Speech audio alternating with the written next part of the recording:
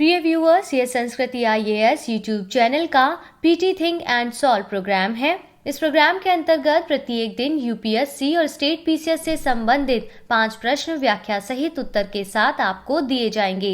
हमें आशा है कि ये प्रोग्राम आपकी तैयारी में मददगार साबित होगा। तो चलिए शुरू करते हैं आज के अपने प्रश्नों की श्रृंखला को। सुभाष चंद्र बोस के संदर्भ में निम्नलिखित कथनों पर विचार कीजिए। पहला, सुभाष चंद्र बोस को भारतीय राष्ट्रीय कांग्रेस के हरिपुरा अधिवेशन 1939 में अध्यक्ष चुना गया था। दूसरा, कांग्रेस अध्यक्ष पद पर रहते हुए उन्होंने कांग्रेस के भीतर ऑल इंडिया फॉरवर्ड ब्लॉक का गठन किया। तीसरा, वर्ष 1943 में उन्होंने आरजी हुकूमत आजाद हिंद का गठन किया था। चौथा, अस्थायी सरकार में उन्होंने युद्ध और विदेशी मामलों के मंत्री का कार्यभार संभाला था। उपरोक्त में से कौन सा कथन सही है? A केवल 1 और 2, B केवल 3 और 4, C केवल 1, 2 और 4, D उपरोक्त सभी।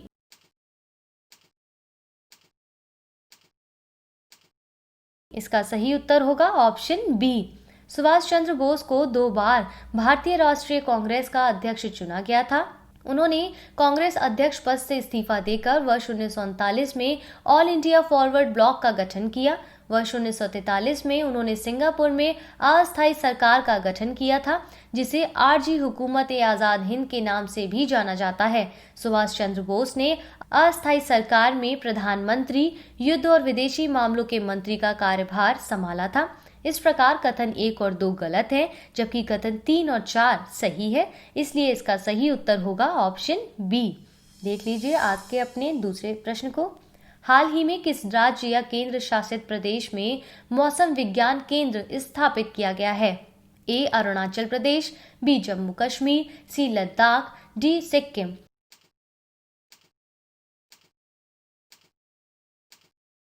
इसका सही उत्तर होगा ऑप्शन C। हाल ही में केंद्रीय पृथ्वी विज्ञान मंत्री ने लेह लद्दाख में मौसम विज्ञान केंद्र का उद्घाटन किया है। 3500 मीटर की ऊंचाई पर स्थित यह भारत का सर्वाधिक ऊंचाई पर स्थित मौसम केंद्र होगा। यह केंद्र ऊंचाई वाले क्षेत्रों में विश्व स्तरीय सुविधा प्रदान करने के साथ साथ लद्दाख के लोगों और प्रशासन की विभिन्न प्रकार की मौसम और जलवायु संबंधी आवश्यकताओं को पूरा करेगा।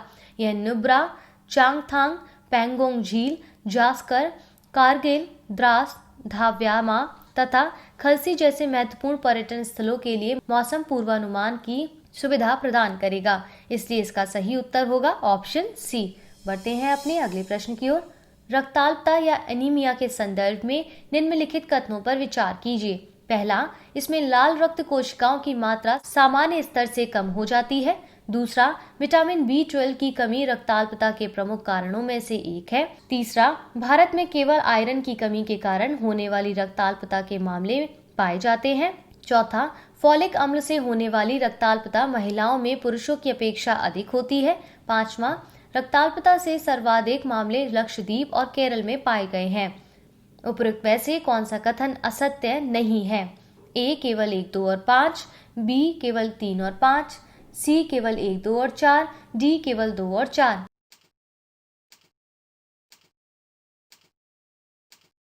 इसका सही उत्तर होगा ऑप्शन C। हाल ही में राष्ट्रीय परिवार स्वास्थ्य सर्वेक्षण 2019-20 के अनुसार महिलाओं और बच्चों में अत्यधिक रक्ताल्पता एनीमिया के मामले पाए गए हैं।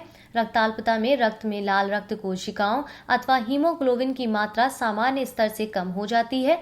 इससे पीड़ित व्यक्ति को थकान, चक्कर आना, चिड़चिड़ापन और सांस लेने में कठिनाई आदि महसूस होती है। आयरन, विटामिन B12 या फॉलिक एसिड की कमी रक्ताल्पता का एक सामान्य कारण है। भारत में सामान्यतः आयरन तथा विटामिन B12 की कमी के कारण होने वाली रक्ताल्पता के अधिक मामले पाए जाते हैं। आयरन की कमी से होने वाली रक्ताल्पता महिलाओं में पुरुषों की अपेक्षा अधिक होती है। रक्ताल्पता से पीड़ित बच्चों और महिलाओं का अनुपात लद्दाख, गुजरात, जम्मू कश्मीर और पश्चिम बंगाल की अपेक्षा लक्षद्वीप, केरल, मेघालय, मणिपुर, मिजोरम तथा नागालैंड में कम है। हिमालय के ठंडे रेगिस्तान इससे सर्वाधिक प्रभावित हैं। इसलिए कथन 1, 2 और 4 सही है, जबकि कथन 3 और 5 गलत है। इसलिए इसका सही उत्तर होगा ऑप्शन C। देखते हैं आज के अपने चौथे प्रश्न को। हाल में समाचारों में रहा शब्द नवारीति किससे संबंधित है? A ज्योतिष विज्ञान, B नवाचार, C आयुर्वेद, B नौ परिवहन।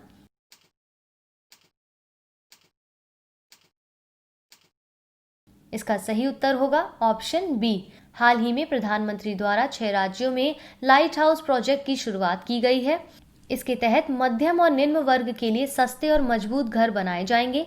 Global housing technology challenge India के तहत त्रिपुरा, झारखंड, उत्तर प्रदेश, मध्य प्रदेश, गुजरात और तमिलनाडु में शुरू की गई इस योजना का लक्ष्य वर्ष 2022 तक 2 करोड़ घरों का निर्माण करना है। विश्व के बेहतरीन तकनीक की मदद से हर वर्ष 1000 घर तैयार किए जाएंगे। प्रधानमंत्री ने इनोवेशन कंस्ट्रक्शन टेक्नोलॉजी के क्षेत्र में एक नए सर्टिफिकेट कोर्स की शुरुआत की है। इसका नाम नवा रीति ही रखा गया है, अतः विकल्प बी इसका सही उत्तर होगा। बढ़ते हैं अपने अंतिम प्रश्न की ओर। Drugs controller journal of India के संदर्भ में निम्नलिखित कथनों पर विचार कीजिए। पहला, यह Central Drugs Standard Control Organisation का प्रमुख होता है। दूसरा, यह रक्त और रक्त उत्पादों एवं सीरा जैसी दवाओं के लिए लाइसेंस जारी करता है, किंतु टीकों के लिए लाइसेंस जारी करना इसके अधिकार क्षेत्र में नहीं है। तीसरा, यह भारत में दवाओं के निर्माण, बिक्री, आयात और वितरण के लिए मानक भी निर्धारित करता है। उपरोक्त में से कौन सा कथन सही है? ए केवल 1 और 3, बी केवल 2, सी 1, 2 और 3, डी उपरोक्त में से कोई नहीं।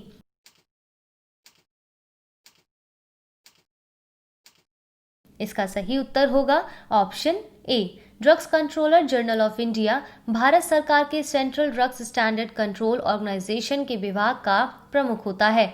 यह भारत में रक्त और रक्त उत्पादों, 4 तरल पदार्थ, टीके तथा सीरा जैसी दवाओं की निर्दिष्ट श्रेणियों के लाइसेंस के अनुमोदन के लिए जिम्मेदार है। DCGI भारत में दवाओं के निर्माण, बिक्री, आयात और वितरण के लिए मानक भी निर्धारित करता है।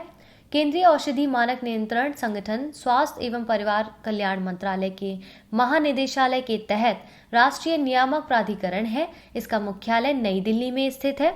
ड्रग्स एंड कॉस्मेटिक्स एक्ट 1940 के तहत CDSCO ड्रग्स को मंजूरी प्रदान करने व मानक निर्धारित करने, क्लिनिक ट्रायल, आयातित ड्रग्स की गुणवत्ता पर नियंत्रण रखने तथा राज्य ड्रग्स संगठनों के साथ समन्वय का कार्य करता है। इसी प्रकार सभी कथन सही है, इसलिए इसका सही उत्तर होगा ऑप्शन ए।